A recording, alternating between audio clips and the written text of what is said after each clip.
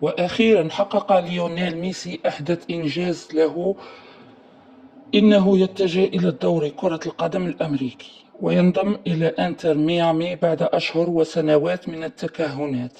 كشف ليونيل ميسي أخيرا عن قراره بالانضمام إلى امتياز ميامي الذي قاده رمز كرة القدم العالمي الآخر دافيد بيكهام منذ إنشائه، ولكن لم يحدث أي تناثر حقيقي في الملعب، ومن المرجح أن يتغير الوضع قريبا. نشر خورخي ماس أحد مالكي إنتر ميامي صورة مضللة بشكل غامق قبل وقت قصير.